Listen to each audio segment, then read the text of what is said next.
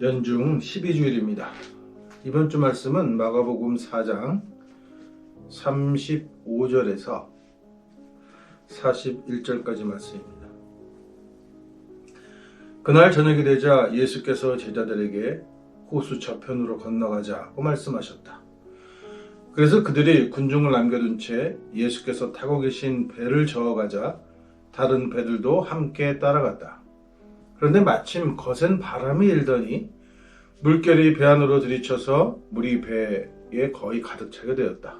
그런데도 예수께서는 배꼽물을 베개 삼아 누우시고 계셨다. 제자들이 예수를 깨우며 선생님, 저희가 죽게 되었는데도 돌보지 않습니까? 하고 부르짖었다. 예수께서 일어나 바람을 꾸짖으시며 바다를 향하여 고요하고 잠잠해져라 하고 호령하시자 바람은 그치고 바다는 아주 잔잔해졌다. 그렇게 하시고 나서 예수께서는 그들에게 왜 그렇게 겁이 많으냐? 아직도 믿음이 없느냐? 하고 책망하셨다. 그들은 두려움에 사로잡혀서 도대체 이분이 누구인데 바람과 바다까지 복종할까 하며 서로 수근거렸다. 이 말씀입니다. 이거 아주 유명한 노래도 있죠. 구지요 광풍이 불어 큰 바다가 이렇게 움직일 때 하는 노래, 파도야 잠잠해라 하고 하는 찬송가도 있어요.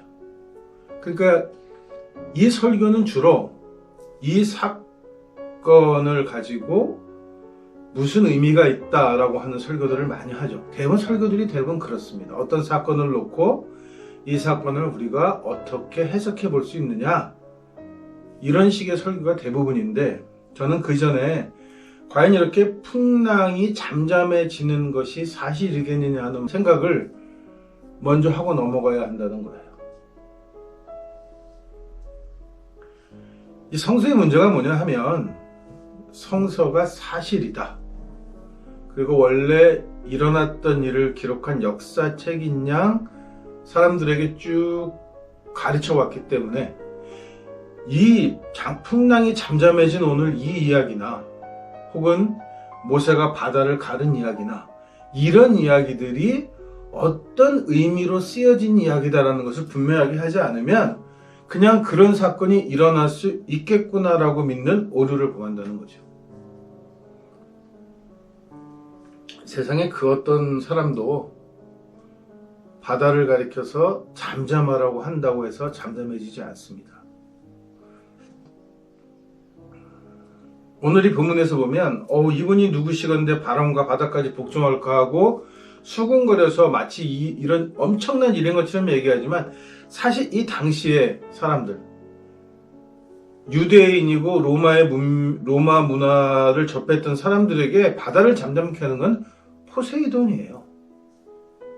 그러니까 이렇게 이 성서의 저자들이, 편집자들이 성서를 만들면서 예수를 신격화한 거죠. 바울의 기독론에 의해서 예수를 신격화하면서 사람들이 가장 많이 알고 있는 이야기들을 예수와 접목시켜서 예수가 마치 엄청난 절대적 힘을 가지고 있는 신적 존재인 양 묘사하고 있단 말이에요. 이 책 자체가.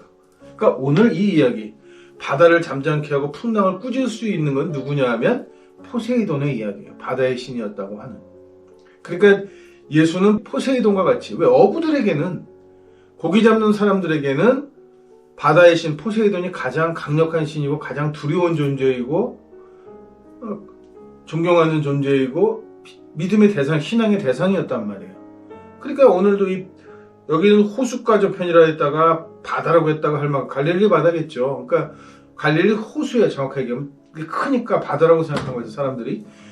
여기를 관장하는, 이 물을 관장하는 신이 그동안에 있었는데, 그리고 로마인들은 대부분 다 그것이 포세이돈이라고 생각했는데, 오늘 이 본문은 그걸 관장하는 것이 예수다, 예수가 그런 존재다라고 설명하는 내용이란 말이죠. 근데 교회는 이런 얘기를 하지 않아요. 이런 얘기를 하지 않고 주로 어느 부분에다가 포인트를 두고 설교를 하느냐 하면, 풍랑이 막 치고 있는데 예수는 자고 있었다는 거예요. 편안하게. 그래서 그 노래도 구주여 광풍이 일어 큰 물결이 설렐 때, 사람들은 모두 그 바람과 폭풍이 불어서 두려워하고 있는데 예수는 백고물에 베개를 삼아 누워가지고 편안했다는 거죠. 그래서 사람들이 이제 우리가 배가 침몰하여 죽게 생겼다 해서 깨우니까 바다를 보고 잠잠해라 한 다음에 너희는 이렇게 믿음이 없느냐 이렇게 얘기하는 거죠. 사람이 세상을 살면서 두려워지는 데는 여러 가지 이유가 있습니다. 그 중에 가장 큰 것은 죽음인데, 이런 어려운 사건들이 닥칠 때 사람들은 다 두려워해요. 왜냐하면 예상하지 못했기 때문이에요. 근데 어떻게 보면 예상하지 못할 일도 아니에요. 누구나 사람은 한 번 죽습니다. 죽지 않는 사람이라는 건 존재하지 않아요. 그런데 어느 때 죽고 싶은가가 다른 거죠.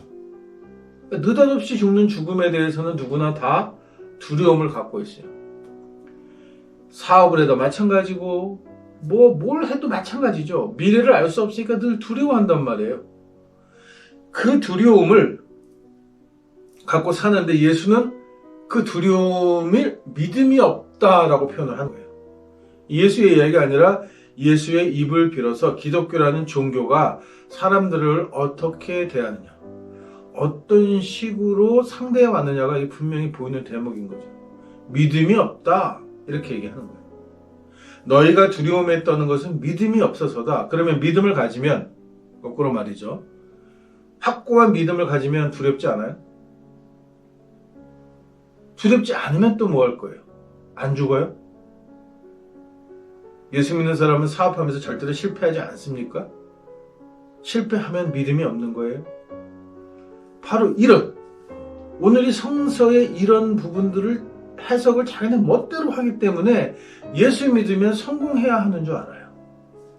예수 믿으면 병에 안 걸리는 줄 알고, 병에 걸려도 낫는 줄 알고, 죽지 않을 것 같고, 갑작스러운 죽음이 찾아오지 않을 것 같고, 모든 인간이 갖고 있는 모든 그 생로병사에서 마치 자유로울 것처럼 이야기한단 말이죠. 대부분의 종교가 다 그래요. 사람들의 이 두려운 부분들을 마치 내 종교를 믿으면, 내가 종교적 수행을 하면 이런 것으로부터 다 이렇게 자유로워진다고 생각하는 거죠. 불교에서는 해탈이라는 표현을 씁니다. 해탈할 수 있다고 생각하는 거예요. 그러나 누구도, 세상 그 누구도 해탈에 따라서 죽음을 이기지 못해요. 죽음은 찾아오는 거예요. 사람은 사람이기 때문에 가지고 있는 한계들이 있는 거예요. 그 한계들을 종교로 극복하자고 하면 이거는 저는 그냥 사기라고 생각합니다. 이건 극복할 문제가 아니고, 종교가 무엇을 하는 존재인가라는 것에 대한 설명을 잘못하고 잘못 가르치고 잘못 이해하고 있기 때문에, 종교는 이런 초자연적인 현상을 이길 수 있는 게 아니고, 종교는 이 초자연적인 현상이 일어났을 때 그로 인해서 두려워하고 힘들어하고 지치고 아프고 어려워진 사람들을 위로하는 역할을 하는 거예요. 그러니까 오늘 예수께서는 바다를 보고 잠잠해라 해서 잠잠해졌다. 그러니까 사람들 보고 왜 니네 믿음이 없느냐, 이렇게 해석할 문제가 아니고, 이 문제는 그렇게 풍랑이 부는 가운데 아니야, 이 풍랑을 우리가 이겨낼 수 있을 거야. 여기 얼마나 노련한 뱃사람들이 많이 타고 있는데 이 배가 침몰하겠어. 걱정할 거 없습니다. 우리가 잘 대처하면 풍랑을 이길 수 있습니다 하고, 풍랑이 잠잠해질 때까지 서로 위로하며 견뎌내는 이야기를 하는 거예요. 그렇게 잠잠해졌겠죠. 폭풍 치는데 누군가가 잠잠해라 하고 명령한다고 잠잠해지지 않아요. 이거는 과거에 바람이 불고 파도가 치고 물결이 일어나는 것들이 다 신의 활동이라고 믿었던 시절에 할 수 있었던 얘기인 거죠. 신화적인 얘기란 말이죠. 오늘 이 얘기는 신화예요.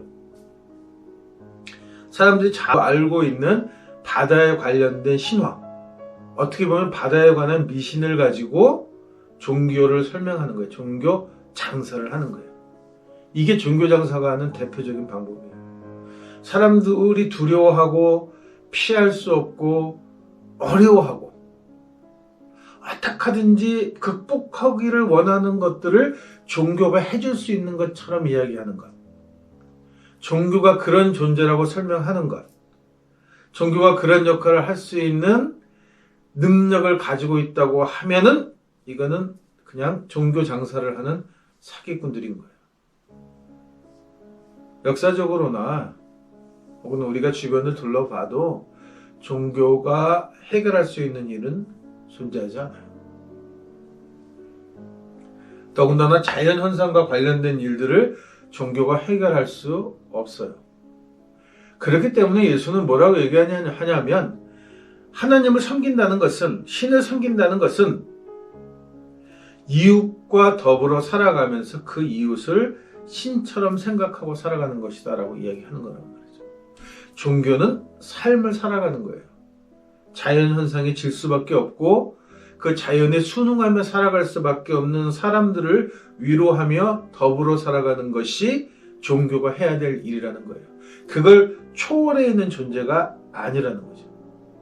이제 우리는 과학이 발달하고 사람의 인지가 이렇게 올라가게 되니까 초월적인 현상이나 초월적인 일이라는 것에 대해서는 다시 생각해 보는 거예요. 그거는 사람들이 무지했을 때 일어나는 거죠. 종교가 하고 있는, 우리가 종교에 속지 말아야 되는데 종교가 어떤 방식으로 우리를 속이느냐를 잘 생각해 보면 돼요. 이건 그것과 같습니다. 뭐 중국에서도 썼다는 방법이기도 하고 뭐 여러 다른 문명권에서 나오는 이야기이기도 한데, 재판장에 가면 이렇게 커다란 상자가 하나 있어요. 구멍이 뚫려 있습니다. 손이 하나 겨우 들어갈 만한 구멍이 뚫려 있어요. 그리고 이야기합니다. 거짓말을 하면 이 상자 안에 들어있는 괴물이 손을 잘라 먹는다라고 얘기를 해요. 그래서 네가 만약 죄가 없다고 생각하면 손을 쭉 펴고 깊숙이 그 구멍에 손을 넣으라고 얘기하는 거죠. 그래서 손을 넣습니다. 이렇게 자기의 무죄를 주장하는 거죠. 그 손을 뺐을 때 손이 깨끗하면 범인인 거예요. 왜냐하면 이 안에는 먹물이 들어있어. 손을 펴면 당연히 먹물이 손에 닿게 돼 있고 손이 까매져야 돼요. 근데 손에 잔뜩 웅크리고 어떻게 하든 물리지 않으려고, 뭔가에게 물리지 않으려고 이렇게 하고 손을 넣었다 뺐기 때문에 손이 깨끗한 거죠. 죄가 있는 거죠. 이런 식으로 죄를 판별했다는 이야기가 나와요. 이 종교가 뭐냐면 이 안에 뭐가 들었다는 거짓말을 하는 거예요. 그냥 먹물이 들어있는 거예요. 근데 사람들한테 안에 먹물이 들어있는데 손을 쭉 펴고 집어 넣었다 빼봐서 이렇게 얘기하면은 이 상자를 존재할 의미가 없는 거예요. 이 상자는 사실 어떻게 보면 진짜 사람의 심리를 이용한 굉장한 물건처럼 보이지만 이것처럼 거짓말이 없는 거란 말이에요. 이 안에 들어있는 게 거짓이에요. 거짓으로 거짓을 밝혀내려고 한다는 거죠. 이게 가장 큰 오류예요. 종교가 신을 드러내 보이고 우리가 믿는 신이 이런 신이고 우리는 이렇게 살아가야 합니다 하는 얘기를 하는데 안에 들어있는 게 거짓이란 말이죠. 그래서 교회나 교회 성직자들이 엄청나게 많은 비리나 잘못을 저지르면 그것을 반면선생 삼아서라는 얘기들을 많이 하죠. 그래서는 안 되는 거예요. 종교는. 우리가 나쁜 일을 보고 그렇게 하지 않아야겠다라고 생각하는 반면선생은 종교가 할 수 있는 일이 아니에요. 종교는 그렇게 하면 안 돼요. 이 상자 속에 들어있는 먹물 같은 거죠. 안 가르쳐, 자기네들은 아는 거지. 그리고 안에 뭐가 들어있는지를 안 가르쳐주고 겁만 주는 거란 말이에요. 그러니까 사람들이 전부 손을 웅크릴 수밖에 없어요. 이 웅크릴 수밖에 없다는 건 뭐냐면 혹시라도 내가 죄가 있든 없든 상관없이 내 손이 먹힐 수도 있다는 생각을 하는 거죠. 이 안에 들어있는 괴물을 모르니까. 이 괴물은 반드시 죄가 있어야만 손을 뜯어먹는다라고 알려져 있긴 하지만 내가 예를 들어서 죄라는 게 생각하기 나름인데 그러니까 자꾸 죄의 범주를 넓혀가는데 하다못해 요만한 사소한 일을 잘못한 것도 죄라고 해서 뒤집어 씌우는 판인데 자기 자신을 돌아보아서 나는 정말 깨끗해 이런 사람이 누가 있으니까 누구나 다 손을 오므리게 돼요. 그러니까 결국 뭐냐면 죄책감을 만들어주는 거야. 그리고 이 죄책감을 가지고 장사하는 거죠. 사실은 내가 알고 있어. 네가 손을 뺄 때 깨끗한데 네 손이 깨끗한 걸 보고 너는 깨끗하지 않네 라고 얘기하는 거란 말이에요. 이게 종교가 써먹는 방법이 오늘 보란 말이죠. 풍랑이 불고 파도가 치고 배가 금방에도 가라앉을 같은 상황하고 예수가 잠잠해라 이렇게 해서 잠잠해지는 거하고 무슨 상관이 있어요? 가능합니까? 불가능한 얘기지. 만약 이런 일이 있었다고 하면 우연인 거죠, 이건. 우연히 예수가 그런 행동을 했을 때 예수가 잠에서 깨서 우연히 바람에 지나가고 풍랑이 멈춘 것이지 예수가 깨서 멈춰라 이렇게 한다고 해서 바다가 잠잠해졌겠냐는 거예요. 종교가 뭔가를 간섭해가지고 그 사람이 좋아졌겠냐는 거예요. 그래서 예수는 이렇게 이야기합니다. 모든 종교들이 그렇게 이야기하는 거죠. 사람이 걱정하는 것으로 자기 키를 요만큼도 늘릴 수 없다. 누구나 다 요새 키 큰 남자, 키 큰 사람, 멋있는 사람이 되기를 원하지만 키는 자연이 주는 선물이에요. 조상에서 물려받은 선물이라서 내가 원한다고 이만큼 목표를 정해놓고 줄을 쳐놓고 커지지 않아요. 종교가 줄을 딱 잡아놓고 예수 믿으면 교회 다니면 봉사하면 여기까지 커요. 근데 네가 여기까지 못 크는 이유는 뭐냐? 네가 노력하지 않아서 믿음이 적어서. 오늘 이 말씀입니다. 왜 그렇게 겁이 많으냐? 아직도 믿음이 없느냐고 책망하는 자가 된단 말이죠. 교회는 책망하는 자가 아닙니다.